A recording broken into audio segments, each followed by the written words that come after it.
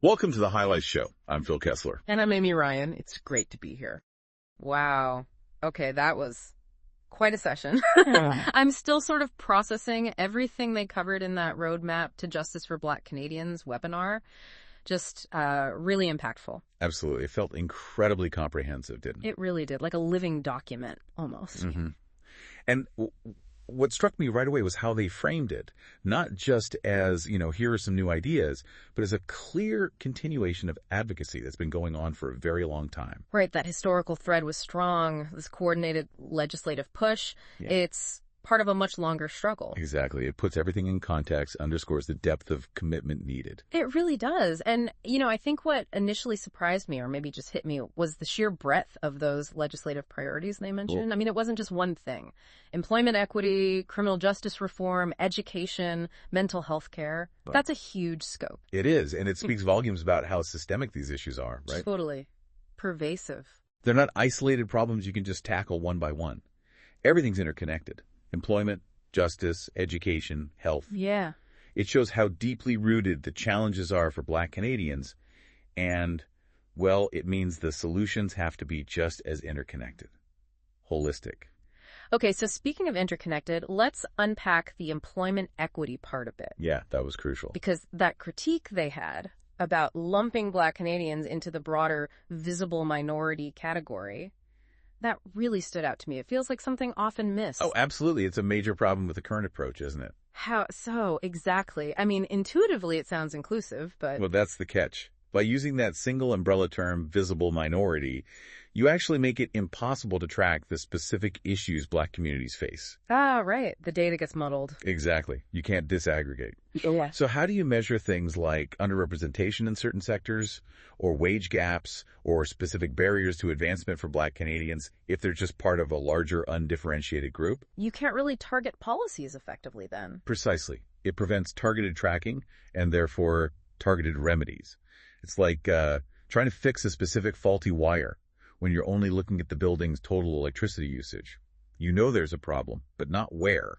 That makes sense. So we need to move past just broad diversity goals to like a really specific, measurable equity for different groups facing different roadblocks. That's the core of it. And you have to wonder about the history of that broad category. Yeah. Maybe it was well-intentioned initially. Perhaps. But its effect now seems to be obscuring the very things we need to see clearly. Yeah, it seems like a legacy of older frameworks that just lacked the nuance for specific forms of systemic racism. And they gave that concrete example, didn't they? The black class action suit. Oh, right. Led by Nicholas Marcus Thompson. And the fact that its certification was denied and it's now being appealed, that really highlights the need for structural accountability. It suggests the system itself isn't set up to even recognize these specific harms properly. It points to that gap, yeah, where existing legal frameworks maybe just aren't equipped, forcing communities to fight just to have their unique struggles acknowledged by the system. Wow. That's heavy. And that link between systemic issues and the justice system, it felt even sharper when they talked about mental health.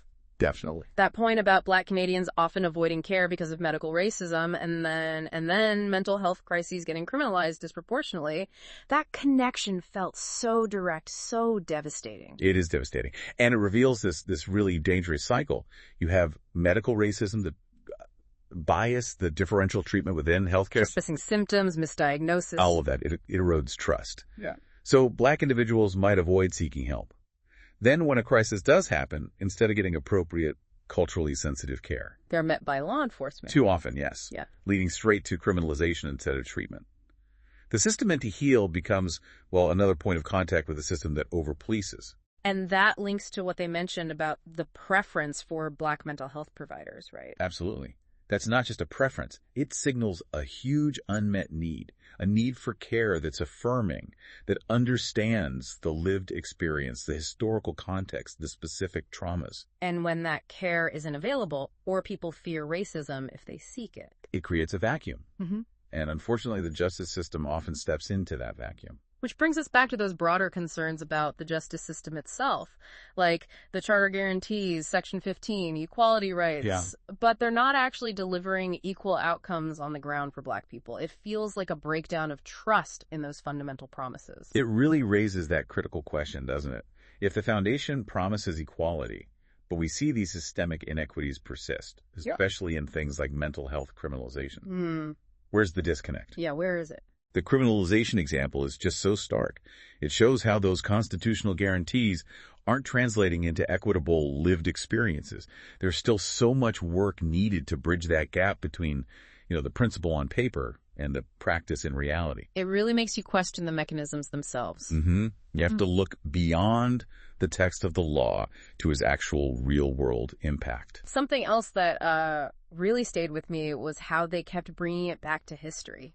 Yes, the historical framing. Recognizing Canada's own long history of anti-Black racism, mentioning Viola Desmond, the Nova Scotian Black communities. It wasn't just background, it felt central to the whole argument. It absolutely was. And what's really smart, I think, is how they combined that historical grounding. Okay. Acknowledging figures like Viola Desmond, not just as history, but as part of the ongoing fight. They combine that with leveraging international human rights frameworks, UN initiatives, things like that. So connecting the specific Canadian history to global standards. Exactly. It does two things. One, it strengthens the legislative credibility. These aren't just, domestic complaints. They're framed within universal human rights language. Gives it more weight, harder to dismiss. Right. And second, it helps build broader coalitions. How so? Well, when groups across different provinces, different organizations can unite under that shared history and common international principles, it creates a much more powerful, unified front. Makes sense. It's not just isolated groups. It's presented as a national, even global movement for equity. Precisely. It's that combined legislative push and social movement building. It shows these issues aren't just local concerns.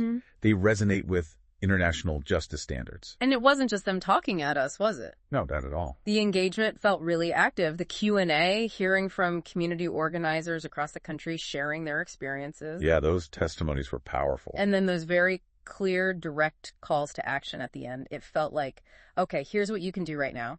And that part is strategically crucial, isn't it, for actually generating that sustained public pressure needed for real systemic change. So those weren't just suggestions. No, they were concrete steps. Right. Like signing that open petition, E6484. Which MP Gord Johns is going to read in Parliament. Right. That's a direct line for legislative pressure. Yeah. It lets individuals add their voice to a collective demand that lawmakers have to acknowledge. Gives people a tangible way to participate. Definitely. And then urging people to register with the coalition using the QR code. That's about building organizational strength, growing the network. Keeping the momentum going beyond just the webinar itself. And, of course, the demonstration on Parliament Hill they mentioned, September 18th, that's about public visibility, putting direct pressure on decision makers through collective action. Showing up. And sharing the slides, the QR code, making sure the message keeps spreading. It's all part of it. So it's hitting it from multiple angles: individual action, community organizing, political pressure. It's a comprehensive strategy. It recognizes you need that multi-pronged approach. Engage individuals, build organizations, pressure institutions, all at the same time. Each action reinforces the others. Yeah, creates that groundswell. Makes it harder and harder to ignore. My biggest takeaway really is just how powerful that unified approach felt. The way it wove together the specific policy targets, the community organizing, the history, and those concrete actions.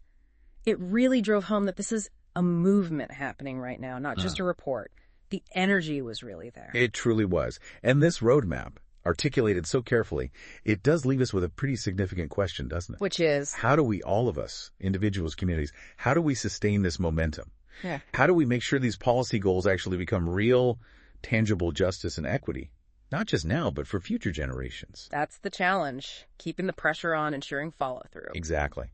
The work they outlined is foundational, it's crucial, but its ultimate success really depends on that collective vigilance, that continued advocacy. Absolutely. Which honestly just makes me want to say, if you listening are curious about any of this, if you want the full picture, the passion, the detail, seriously, watch the whole Roadmap to Justice for Black Canadians webinar, start to finish. Worth the time. Absolutely. You really get the full scope and just the incredible heart behind all of this work.